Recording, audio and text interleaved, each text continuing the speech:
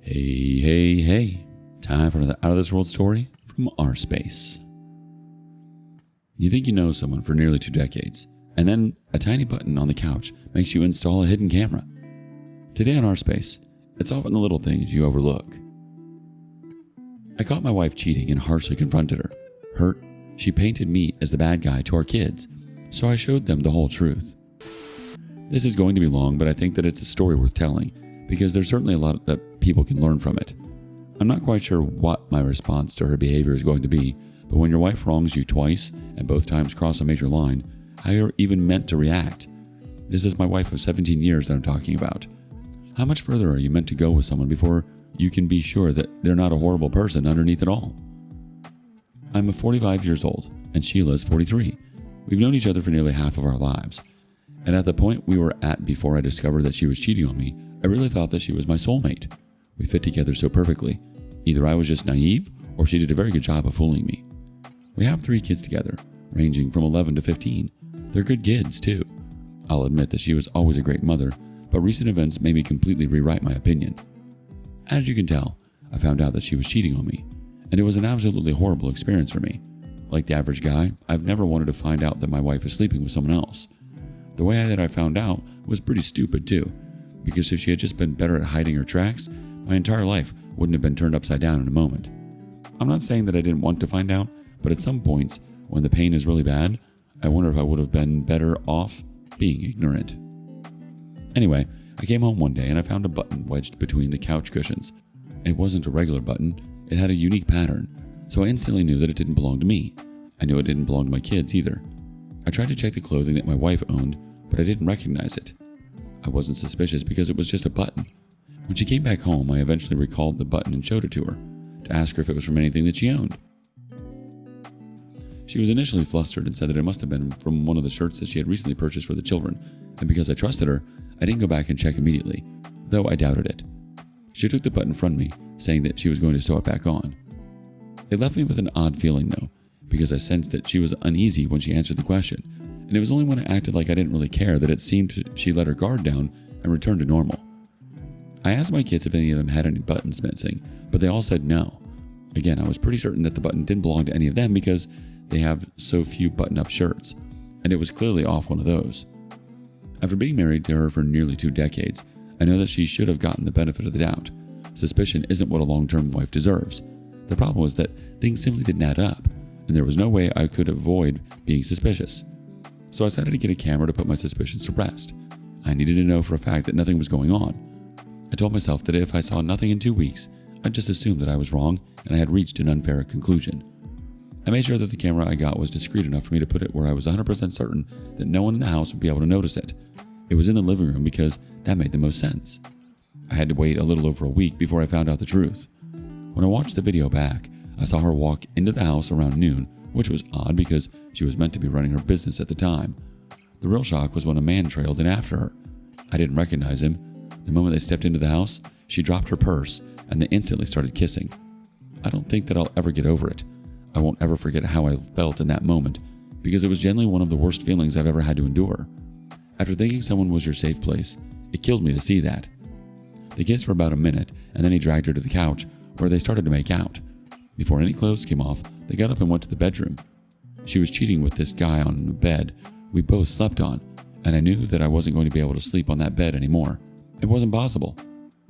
I had video evidence of Sheila cheating, and I didn't even know how I was going to confront her. I was confused, and to be honest, I just wanted to be free of the pain in the moment. It was the last thing that I needed to come and complicate my life, but I was going to have to deal with it soon. Even though I was still at work, I decided to reach out to a family lawyer. I needed to understand my options and the situation that I was in as early as possible. I had a consultation with him after work, but I didn't retain his services at that point. It was only after I spent time with her after my discovery that I realized I couldn't bother with her anymore. It wasn't going to work for us. That day, when I got back, I tried to stay cheerful around the kids, but she had put me in such a bad mood. I couldn't see her and feel normal, or even fake it. It was very clear that I had some kind of issue with her, and she kept asking, but I couldn't say anything about it just yet, especially because I didn't want the kids to be around. It was even clearer to her that there was a problem when I refused to sleep in our bed. I'm sure that at that point, she had already started to suspect that I knew about her affair, because it was a strong reaction for me to be having. Again, I couldn't help it, so my mood towards her stayed the same until I confronted her. But before then, she went from being concerned to flipping out at me because I was acting childish. My kids were also concerned because while I wasn't lashing out at them or anything, I clearly wasn't my usual self. Like I said, it was the day after I discovered things that I retained my family lawyer. The day I chose to confront her, I knew that she was going to be served with papers the very next day, so it was time to let her know that what I truly thought about her behavior. To be perfectly honest, I wanted the kids to be out of the house, but the plans I had for that didn't work. It wasn't worth me putting things off just because of that. I convinced myself I was going to keep my emotions under control so that they wouldn't wake up or anything. I went to see her in the bedroom and I sat on the ottoman that we had because I genuinely didn't even want to touch the bed. It was that repulsive to me. I told her that we needed to talk and it seemed that she was a little relieved, but it was clear she had no idea what I wanted to talk about. I just cut to the chase because at that point, it wasn't something I was doing for some kind of perverse fulfillment. I told her that I knew about the man who she was sleeping with. She acted like she didn't know what I was talking about, but that only made me mad. I told her that there was no point in us playing games or her trying to dodge the blame. I pointed out that I knew she brought him to the house, they'd slept together there. She still tried to maintain that she had no idea what I was talking about. I had hoped that I wouldn't need to bring out the video before she chose to tell the truth, especially since I anticipated she'd try to shift the topic of conversation from her cheating to the hidden camera. That was exactly how things went, because when I pulled out my phone, I showed her the video and asked her when she would have stopped lying. That was when she thought the smartest thing to say was, "You installed a camera without telling us?" I hated that I predicted it because it was such a stupid way to shift the blame, and it's something that seems to be common among cheaters based on the stories that I read. I don't know if they think that it is actually meant to work or if it is a last-ditch effort to shifting blame. I'm not proud of it, but I lost it at that point. I raised my voice and told her to shut up. I called her an idiot too. It was only then that I had to force myself to calm down because of the kids. I told her that I wasn't stupid, and the only reason that the camera was set up was because I knew that something was off. I never would have done it if I had no suspicion to confirm. It was entirely her fault that the confrontation was happening in the first place. I asked her why she did it. It annoys me that I was getting emotional, but if you've never been in the position before, you don't know what you would do or how you would react. I told her that I had done everything for her. I had loved her. I had been a good husband and a good father. I had provided. I had supported her dreams too. She didn't say anything, and that pissed me off. I stood up, got in her face, and intimidated her. She was very scared, and I'm not ashamed of it because I had been hurt worse than a little fright could hurt her. I told her that I needed an answer, and again, my voice was starting to get louder. That was when she told me that she didn't have a good answer for me. She said that she was bored, and she wasn't thinking of us the way she should have been. She said that it was a mistake, and there was nothing more to it than the physical excitement. I was getting angrier, and my fists were clenched. I wasn't going to hit her because that's not a thing that comes to me easily, whether it is a woman or a man. But I was so mad at her, the fact that there wasn't even a good reason to it just made it worse. She decided to cheat on me and destroy our family on a whim. That was what I found so hard to deal with. F you, was what I managed to shout at her. I couldn't think of anything else to say because it just didn't feel like anything was worth it. She didn't even seem that sorry. She was just looking at me scared. There was no remorse. She hated that she was caught, but I knew she didn't truly feel remorseful. That's why it only ended when I caught her. It would have gone on for who knows how long if I continued to be the fool of a husband who had no clue what was happening. I saw her eyes dart past me, and immediately after that she held up her hands to her face, as if trying to guard her head. I looked back and I saw two of my kids had come out of the room. They had heard the commotion and I instantly cooled down. I let them know that everything was fine and we were just having an argument. I told them to go back to bed. They were very hesitant to do that, but eventually I got them to leave. I told Sheila to go to the bedroom and leave me alone in the living room. So she did that. I couldn't sleep the entire night, not just because I was shaking with rage that I thought about the situation, but because I hated that my kids had seen that. I really didn't want them to get involved in the situation because it's hard for them to fully understand the nuance in situations like this. The next day, the process server came and served Sheila. She wasn't surprised by it, and she didn't even mention it to me, but I knew that she had been served. She eventually signed the papers without much of a fuss, and we've been in the divorce process since then. The thing that really pisses me off is the way she chose to paint me as the villain to the children. I don't know if they asked or if she volunteered the information, but when I got back home from work one day, they seemed to be keeping their distance from me. My oldest is sometimes moody, so I get that, but for the other two children to be acting similarly, I knew that something was wrong.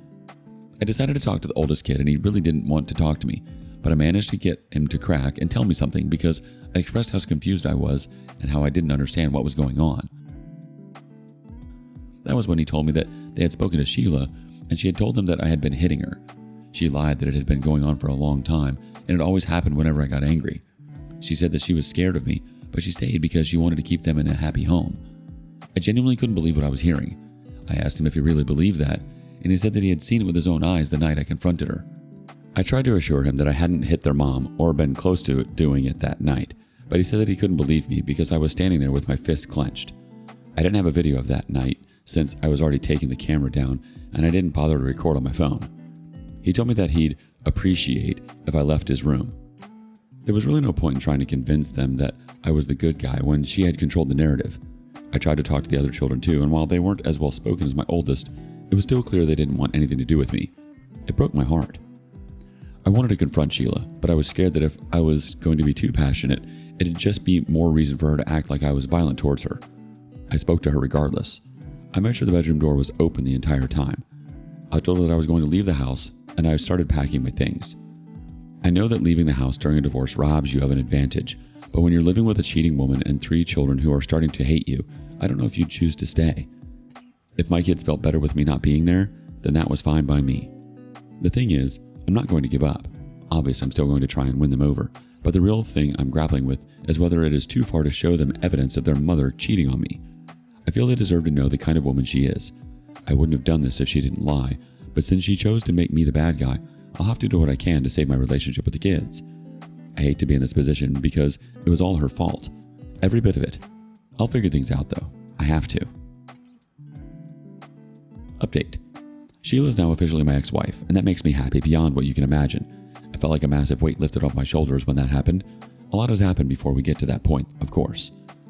Before the divorce was even finalized, I knew that I had to fix things with my kids. I couldn't let them live believing that I had been abusing their mother for a lot of our marriage, especially when I had never even raised a finger at her. I've raised my voice, sure, but so has she, especially during heated arguments. That's it. I spoke to my oldest child, and I told him that all I needed was for him to give me the chance to speak with all of them at length. I acknowledged that they didn't want to see me because of what Sheila had told them, but I made it clear that I deserved the right to give my side of the story and debunk things as necessary. He's a logical kid, and that part got to him, because it wasn't fair to demonize me based on one side of the story. I picked them all up and took them to their favorite restaurant. I would have liked to have a great day with them before letting them know, but I knew that they would be miserable spending the day with me if I was the dad who turned their mother into a punching bag. I decided that talking at a restaurant was the easy way to do things.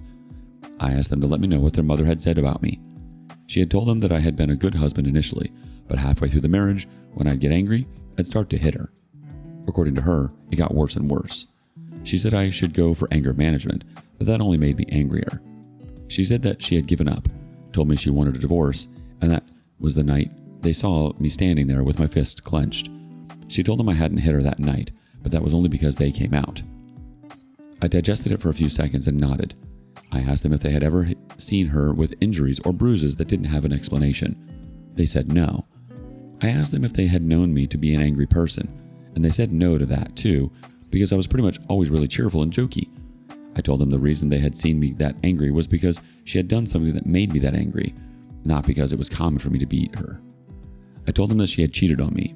I had found out and asked for a divorce, and that was the confrontation they had walked in on. I explained that she didn't answer me the way that I wanted, and admittedly, it made me angrier and angrier, but I never came close to hitting her. The oldest asked who they were meant to believe between the two of us because neither of us had proof. That was when I let them know that I did have proof. I explained that I knew she was cheating because I had a camera in the living room when I suspected it. I told them it was related to the button I had asked them about. I didn't want to, but I showed them the video of their mom entering the living room with another man and the two of them kissing. I cut it off before they started making out, but I let them know that things had gone farther after that. And my children aren't ignorant of these things, so I wasn't exposing them to anything beyond their knowledge. The oldest one was really conflicted, but I think it made sense to him. He didn't say much to me, but I could tell that he saw the sense in it. The younger ones were a little harder to read, but I think they understood I was telling the truth. The day ended soon after that because the mood was awkward, but my son hugged me before I dropped him off, and he apologized to me. It felt like that healed a lot of the pain that I had. A lot of it. The divorce process continued and things got messy when it came to custody. She wanted 100% because she was sticking with her story that I liked assaulting her, but she had no proof. I wanted 70% custody because I knew 100% wouldn't happen. I didn't get that, but I got 50% custody. The kids did make it clear that they wanted to stay with me more, and I think the fact that I'm naturally the fun parent and the fact that they found out their mom had lied soured them towards her. She got the house too, as well as child support. There's no alimony though, since her business does okay. I wish I could have taken everything from her, because she doesn't deserve happiness after what she put us through. But it is what it is. My relationship with my kids is mostly back towards normal, and that's what matters to me most. My relationship with Sheila is horrible, obviously, but I don't care. She doesn't matter in the grand scheme of things. Cheating on your husband in your own house is disgusting enough, but then she had the nerve to spin it around and play victim? Then you installed a camera without telling me? Sweetheart, you invited a man into your living room. The least you could do is smile for the footage. And then she really went for gold, lying to her kids about being abused. She was so desperate to protect her little affair that she weaponized her kids' love against their own father. That's pure evil. Sheila wasn't trying to save her family, she was trying to save face, no matter who she had to destroy in the process. And that's the most terrifying kind of person, the one who can look their own child in the eye and lie without flinching. How would you even begin to respond if it involves someone gaslighting your own kids? Do you have a personal story? Share with us in the comments below. And thank you for joining us today on rSpace. Be sure to like and subscribe and hit that notification bell so you don't miss out on our next video. Until next time.